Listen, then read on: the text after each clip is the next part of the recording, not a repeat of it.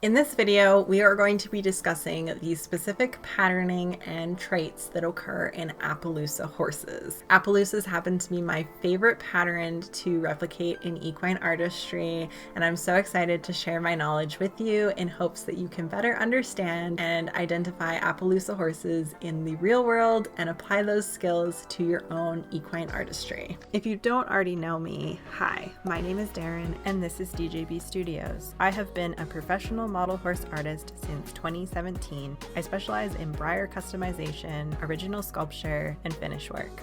And my mission is to share that with you in hopes to educate, inspire, and entertain. Before we get started, I would just like to say all of the tools and supplies used in this video are listed in the description below and on my website at www.deejaybe.com/customize. These links are affiliate links that help support my studio, artwork, and videos like this. If you would like to learn more about the world of model horses and be a part of the community while also supporting this channel, you can find exclusive behind-the-scenes content on my Patreon at DeeJayBe Studios. If you'd like to learn more about me and DeeJayBe Studios as a whole, I have a portfolio of works, sales, and a plethora of other tutorials available on my website, www.deejaybe.com. Be sure to sign up for the mailing list to be in the know of studio happenings. Find me on all social media platforms, Instagram, Facebook, and TikTok at DeeJayBe Studios. Monetary support helps but is not necessary, so just be sure to like this video and subscribe to this channel so I can continue making art and content just like this. Thank you so much for listening. Now please enjoy the rest of this video.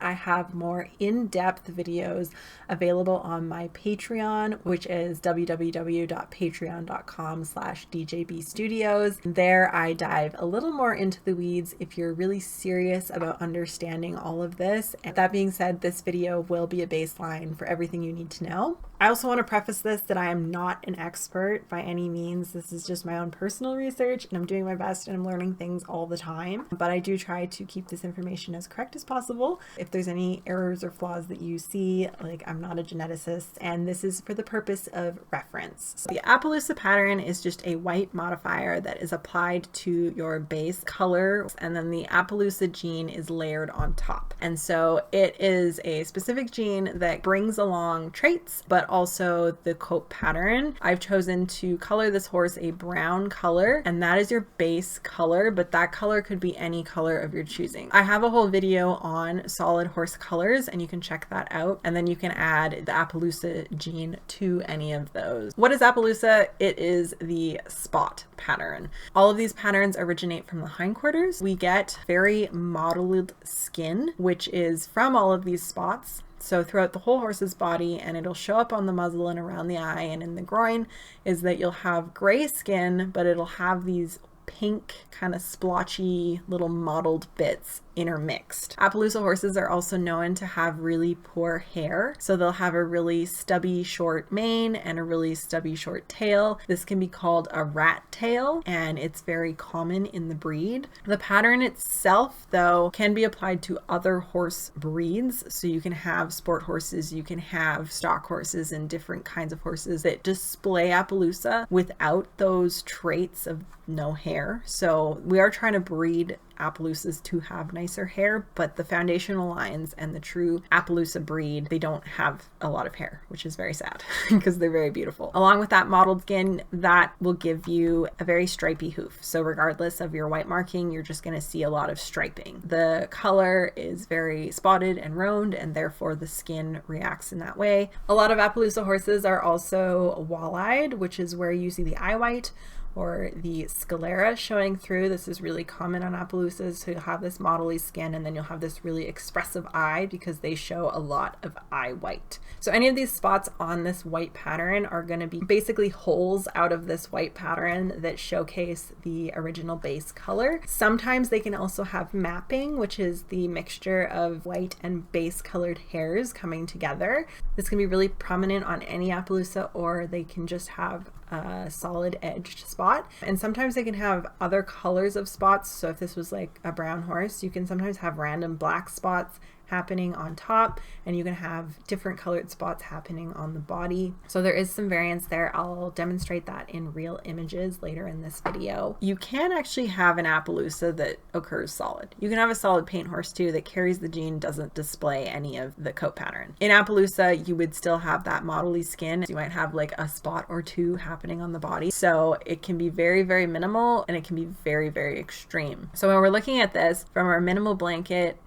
extended blanket, semi-leopard, leopard, these are just the white marking expanding over the entire horse. So sometimes when we look at a leopard Appaloosa, we think white horse with brown spots, but it actually is a brown horse with leopard complex where the entire horse is covered in white, leaving spots across the entire body. Whereas your blanket is more obviously just a white patch on the hindquarter. So here's your very minimal expression. This horse could have a spot or two. It could grow a spot or two. Appaloosas change with age. They change with each shed. So their spot pattern is not always the same. So this horse has mottled skin, stripy hooves, therefore it would carry the Appaloosa gene. Here's your minimal blanket. This is where we just have a little bit of white hairs peeking through. And this can be as simple as like a few white hairs to just a few sections of hair, but it's a very minimal expression of the color. Here's your blanket Appaloosa. This is classic. So this covers the hindquarters, leaving out spots of that solid color underneath as spots across the blanket. And the top of the tail is affected as well because that white is converging with the tail hairs.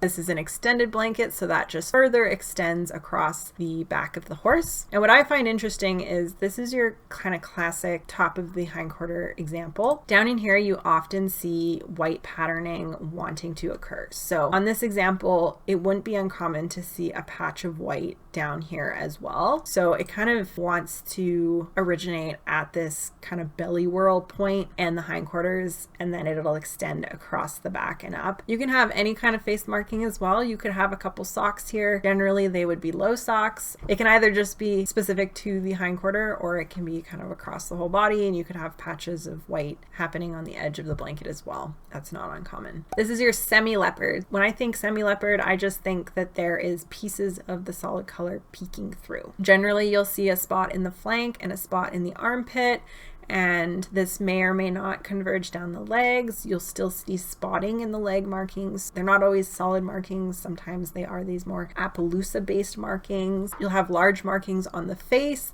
which can or cannot have spots as well. It's also not uncommon to see some of the mane being more striped, where you have white and the solid color kind of intermixing to create a two-toned hair. And then when this completely covers the entire body, that is considered a leopard Appaloosa, and you'll see varying degrees of shape and sizes of spots that cover the entire horse, but basically that is just the white blanketing the whole horse and leaving some of these body colored spots to peek through. So here's another example of leopard. This is more intense, where you have a lot more spots kind of intermixing together. I find this really interesting because you'll often have spots kind of morphing together to create like clusters. This is very, very common in the pattern, and especially when you have more spots happening, like they start to just kind of merge together. But you can also have patterns that have very few spots. So this would be a leopard as well. It's mostly white, it's not diluted, and it's not depigmented. It's just Appaloosa. So it's that Appaloosa white where the skin is still gray with mottling, and then you're gonna have a couple of those solid colored spots covering the body in random places, but it's obviously much less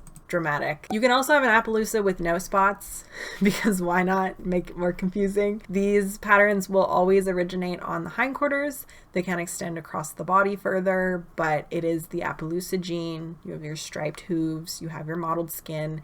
You just don't see any spots in the hindquarters. This is called snowcap. Once again, that marking is affecting the tail and creating the top of that to be white. This is a frost Appaloosa originating at the hindquarter, and across the top line, you can have this roaning pattern occur where you can have some spots or no spots, and it's just this light dusting of white hairs across the back. Once again, what makes this Appaloosa are the other genes of the mottled skin, the striped hooves. You would have have a lot of this roaning converge into the top of the mane and the top of the tail as well. And then this is an example of a varnish roan Appaloosa. This is very, very classic Appaloosa, where if you look up pictures of these horses in real life, it's a very clear pattern where the roaning is across the shoulder, it's kind of across the belly, but it leaves the legs out. It'll kind of fade the middle of the legs, but then be really dark across the top of the hooves. The head will start to be roaned out, but it'll have these really dark patches around the ears and the cheekbones and the tops of the legs and the flank, sometimes the shoulder where there's like dark hair happening. And then the hindquarters can have a blanket pattern or not. They can have spots or not. So it's just where the body is really roaning out. And this is actually an age defiant color. So as this horse ages, it could look like this when it's 3 or 4, and then as it ages, it can turn solid white and have a few random spots. So to the point where you don't see this blanket is even there anymore. It's just a solid white horse. But if you were to like shave it down, like the skin would be pink. This roaning gene is really interesting and really dynamic. And my best advice for this particular color is to look up real life reference of it, because it's very hard to replicate in drawings, but it is like a very heavily roaned color. This is considered a few spot Appaloosa. This is another strange phenomenon that can happen. You have these big blotchy patches of solid color that peek through on the knees, on the hocks, above the hooves, around the flank, around the girth, on the chest, and underneath the neck and across the face. And it's very specific to Appaloosa, so another one to really look into in your own time. And these body spots will be few and far between. So you'll have just like a few random spots, but like these patches of color are very interesting and very specific to Appaloosa, and they don't really follow the rules of other patterns. So this is very, very unique. You can have an intermixing of these white hairs in the mane and the tail as well. Between these two, really good to look into real life reference. Here's your solid white Appaloosa, a no spot Appaloosa. You can have one spot somewhere even, but this is potentially a horse that's older in its age and has roaned out if it had the roaning gene as well as the Appaloosa gene. So now it's just solid white, or maybe it just didn't have any spots, because sometimes they don't. Still has the mottled skin, still has the stripy hooves. Sometimes you can see a blue eye in Appaloosa. It's not as common though. It is more common for them to just have that brown eye, but they'll have that really prominent eye white. A snowflake Appaloosa is almost opposite of what we've just been talking about, where this is a solid horse with white spots. This can be really fine and minimal. It can be a little more dramatic, or it can be really intense. This is a little more rare of a color. It's almost like a roaning, but with actual spots. This is the very rare peacock Appaloosa. This has happened on a few horses that exist out there, and it's very unique and very specific, where your spots normally, if they were haloed, would be haloed with a dark color. These guys are haloed with a white. So the spots almost look like a disease on them. It's really quite interesting. And your hindquarter spots are going to be not mapped. They're going to be just regular like would normally be. And then your mid-body spots are going to be haloed in white, and they usually are across the whole horse. Very, very striking and very prominent. Another great one to look up. You can also have a Pintaloosa. So I do have a video on Pinto horses. If you combine a horse of an Appaloosa gene and a Pinto gene, you can get a Pintaloosa. You generally don't see super tall socks or large patches of white outside of the blanket. Like you can get patching of white with the Appaloosa blanket, but it'll be around the hindquarter or kind of on the midsection. But when you have this really obvious patch of Tobiano marking as well as an Appaloosa blanket, that would be your Pintaloosa. Both of these white modifiers are showing on the same horse. So all of these butt spots are just spots of solid color peeking through, but then we also have additional spots of a darker color over top of those, which is really interesting. So that can happen where where you can have two tones of spots, which is easier to see in real life examples as well. And this is another example of Appaloosa where you have more dramatic white marking happening, but you still have Appaloosa spots occurring on the hindquarters. You have a small solid flank patch and the head is peeking through. So it can really vary in how it expresses. So here's an example of the aging process in Appaloosa. Your young foal might be born really brown, really dark. He'll start to fade as he ages to the point where he'll almost be solid white.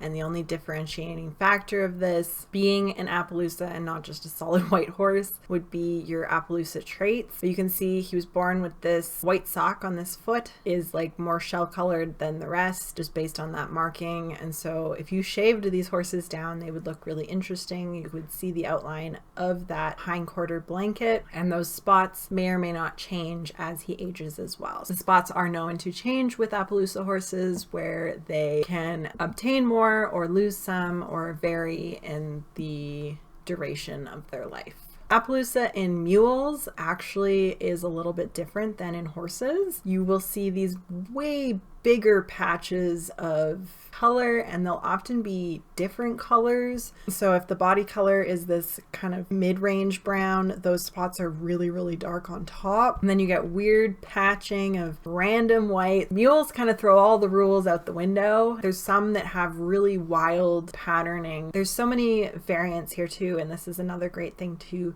look up and just observe how different they are in terms of the patterning compared to horses. Now, in all of these patterns, I want to emphasize as well that the hair growth plays a factor in the Appaloosa spot. So we touch on like the whole pattern and all of that in my hair growth video. These spots, yeah, are going to follow the hair growth pattern. So they're going to go down the shoulder, across the body. They're going to change direction in the flank and go over the hindquarters. What we need to know about Appaloosa is that some of these spots will converge with each other. They're also going to be specifically larger on the hindquarters. They're going to kind of be a mid-range on the shoulder and the smallest at the belly. That seems to be the pattern that comes across on most Appaloosa horses. Sometimes they can be more oblong and more almond shaped, but once again, you're going to have larger on the hindquarters, kind of mid-range on the shoulder, and the smallest across the belly. Even when you have really fine spots happening, they're still following the hair growth, still larger on the hindquarters, the smallest on the belly, and mid-range on the shoulder. You can also have really round shaped spots. That is something to pay attention to and look up lots of different reference, because that will really help you. If you'd like to know more about this topic, I do have the full-length version of this video available on my Patreon. We go through a bunch of real horse images in that session. As always, it's been an honor and a privilege. Thank you so much for watching. If you liked this video, be sure to leave a comment below. Subscribe to my channel if you want to see more, and I will see you guys in the next one. Bye!